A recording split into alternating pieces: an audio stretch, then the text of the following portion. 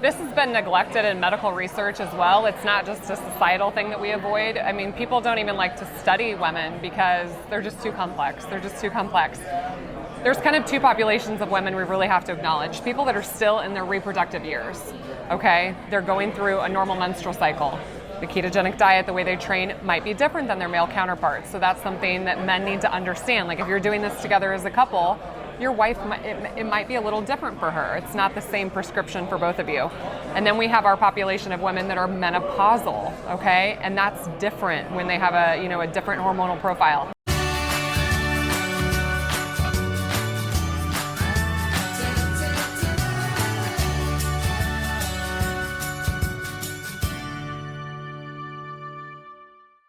Hey, what's up, family? I am Joe, and this is one half of Two Krazy Ketos, and we're super excited. We're here at the Hard to Kill Summit in Omaha, Nebraska, and I have the privilege to be sitting here with Dr. Jamie Seeman, also known as Dr. Fit and Fabulous, who this is like your brainchild.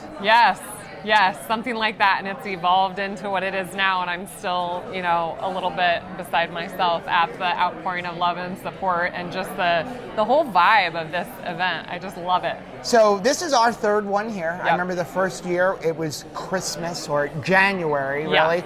Like ice cold in Nebraska, you put 2 Floridians. What do you mean? We have oceans. I just remember we landed, I'm in a car that I'd never been in a car with, one of those things that keeps you in a lane. And we're driving down and there's ice on the road and it's pulling me and I'm like, what is going on? Because I couldn't even see it. So it was so I'm glad you moved this to the summertime. Yes. Okay, but this event really spawned for us this thing that we need community. And that's why we will never miss this event. This event is really, really near and dear to our heart. Everything that you and Jay have brought forth is amazing. The 50-mile march. But we asked Jay earlier, but I know that it was really your brainchild to switch it from the Keto Omaha Summit to the Hard to Kill Summit. Yeah. Can we talk about that? Yeah, I have been playing in the keto and the low carb space for a long time, and I think, there's good and bad of social media, but I think that, you can really get down into the weeds of, one person does keto this way and another person does it, another way. And as a physician, I love that. We need everybody's message, especially when it comes to metabolic therapy and the ketogenic diet. But as a physician, I just found that there's more to it than just being ketogenic.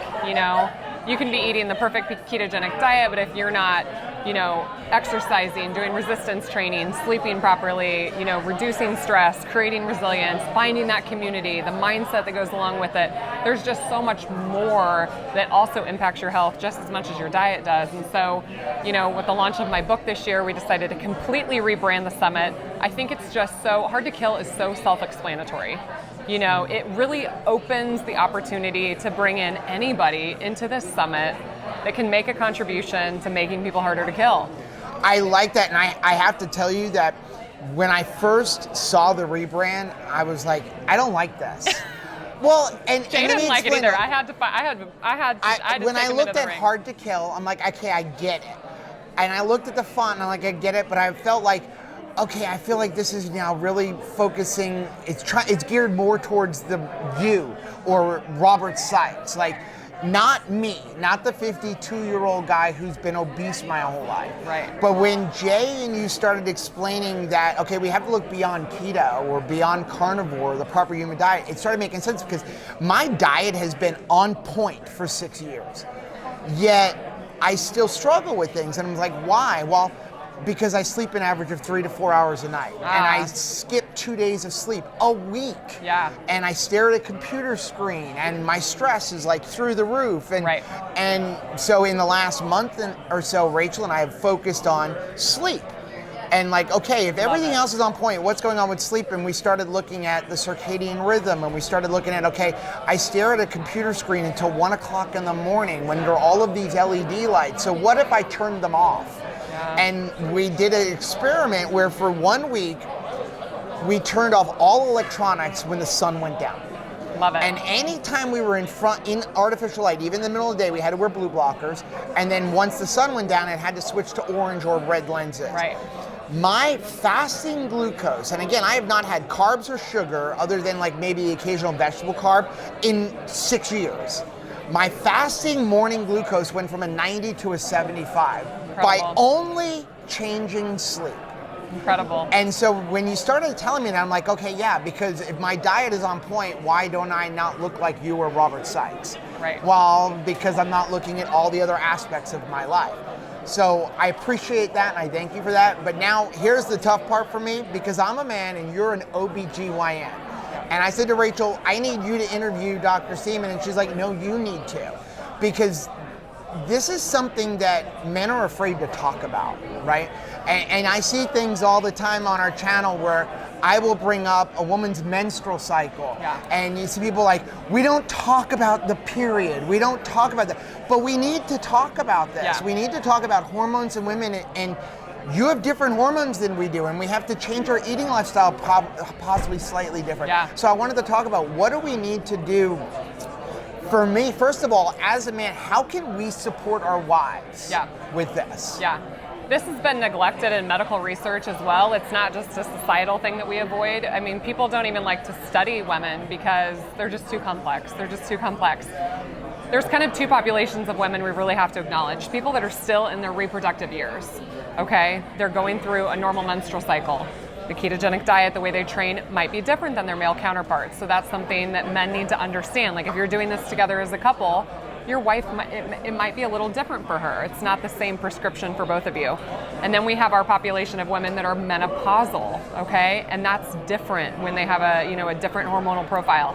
I think men just need to acknowledge that, that women are different. I think that as medical providers, we need to acknowledge that too. Because they are more complex, but at the same time, when we think about the foundational principles of what I call hard to kill, there's still a lot of similarities between the two. Both men and women should be eating more protein. They should be starting low with carbs and titrating up only to their tolerance. They should be doing resistance training and movement, especially women, because women are afraid of weights, and that is something that, as a mom of 3 girls, is really important to me. I think society tells women you don't want to look lean and ripped and shredded. That's not feminine, right? That makes you less of a woman. And that's something that as females we need to get over. But it also needs to come from their male counterparts. Right. You want your woman to be really strong and, out in the yard. She can lift bags of dirt. She can do all those things. We need to quit telling young little girls that they can't do those physical functional things, because as you age, that's important. You want them to be strong. You want their bones to be strong so they don't get osteoporosis after menopause. So I think we just need to acknowledge that although women are complex, they still are in control of so much. Right. I think women like to blame it on their hormones a lot, but it's really that's the after effect of not doing things right in your lifestyle. And one of the you talk about hormones, and that was one of the things that I had acknowledged with Rachel. We had actually contacted you earlier, and we weren't able to get our schedules right, but we said, trying to find an OBGYN who understands our eating lifestyle is not easy. Yeah. And so we had said, I said to Rachel, it's very important that you get in with Dr. Seeman. So we're actually going to fly back up just so she can get in with you, because she is perimenopausal. And, it's another whole thing to throw in there, but I know something that you are a strong advocate of is like hormone replacement therapy. And that's one of the reasons she wants to talk to you. Can we speak to that a little bit? I think a lot of people are afraid of that. Yes, absolutely. I think with kind of this rejection of Western medicine, they got it wrong. They think that fat causes heart disease. They want everybody to take a statin. I think, unfortunately, the ramifications of that is people are like, they're just pushing drugs. Hormone replacement therapy is not that, certainly you could just say, well, this is a natural process, every woman's going to go through it and just let them suffer. There's the quality of life standpoint where we're telling women it's just normal, but they're having debilitating hot flashes, night sweats, right? The things that they can see and feel. But there's so much more happening underneath the surface. They're starting to lose their muscle. Their bones are literally demineralizing. Their heart is changing, physiology of their heart, their brain does not function with the loss of estrogen. And if men just suddenly went through this time, and we see this in medicine, you know, sexual health, hormone replacement, there's so much more of it happening for men, but not for their female partners.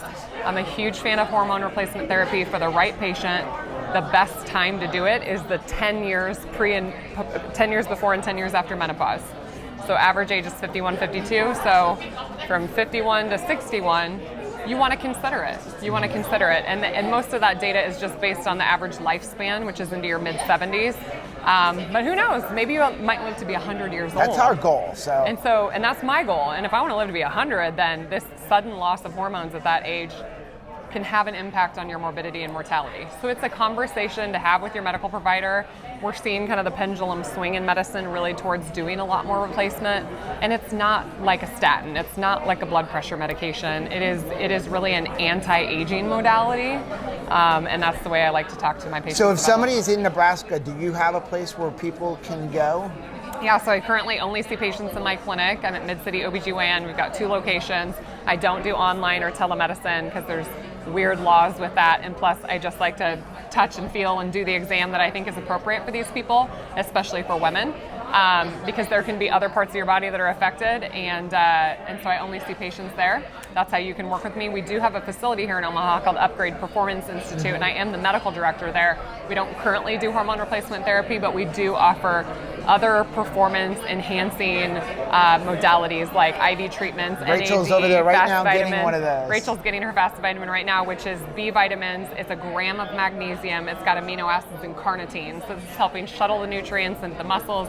It's helping with recovery. It's replenishing those vitamin stores in her magnesium, which almost everybody is deficient in magnesium these days because stress burns magnesium. And so you alluded to it, right? We're busy and you're traveling, and so you're burning your magnesium. So we offer a lot of those modalities at that facility as well. And we offer DEXA scanning, which is body composition, and that is another thing that I'm a strong advocate for. I just gave a presentation on visceral fat and body composition, and get it done on an annual basis. Because then you can see the impact that the choices you're making are having. We actually got one done at KetoCon because they were offering it for just $39 cool. at KetoCon. That's a great price. And in Florida, the cheapest place I can find is like $200. Yeah. We cannot find any place. And it was amazing because one of the things that the DEXA scan revealed with Rachel is that her BMR is like 1,800. But first of all, for 3 years, she was eating 500 calories a day. Wow. And then she found keto, but again, afraid of eat too much protein, afraid of eat too much fat. So for years, she was eating 13, 14, 1,500 calories. And here she is for years eating well below her BMR. And we just had somebody come up to us and she's like, I'm eating 1 meal a day, only pretty much carnivore. And I'm like, I can almost guarantee you're not eating enough. And she happens to live here in Omaha, and I encouraged her, she went over and talked to your husband and said, go get a DEXA scan, find out where your visceral fat is, find out what your BMR is, and then we can start looking to eat towards that. Yeah, protein in particular has the thermogenic effect. It is very, very, very hard to gain body fat by eating too much protein. Right. So when you want better body composition, you use protein to your advantage. You control for fat and carbohydrates depending on your insulin sensitivity or your genetics. And you definitely need a certain number of calories to function. I mean, starving yourself is not the answer. Fasting is a tool, but it can be overdone, and that can create additional stress for the body. Well, thank you very much. So can we bug you for a signed copy of your book we can give away? 100%. I will give away a signed copy. Okay, so what we're going to do is I'm going to leave a link for her book down below. You leave a comment, and then we'll have down there the date we're going to give away. We'll pick it out, and then we will ship out a signed copy. Dr. Seeman, thank you so much, first of all, for this conference. This conference means so much. Thank you for allowing us to be a part of it. Yeah. We feel so honored to be here. And again, follow her on her social media. Some of her YouTube posts are amazing. It's just such a privilege to have you as a friend. Thank you so much. On behalf of Jay and I, we appreciate the value that you bring to this community and for helping us grow this message, because not one person that has taken the stage this weekend has gotten to where they are by themselves. And so seriously, from the bottom of my heart, thank you. Thank you. Thank you. You're changing lives. If you like seeing videos like this, take a look at some of the videos we have linked right over there. Also, make sure you take a look at our most recent video that I'm going to put right over here.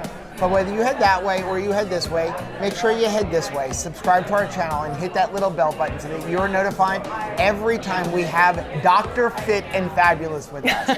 Until next time, bye. See you guys.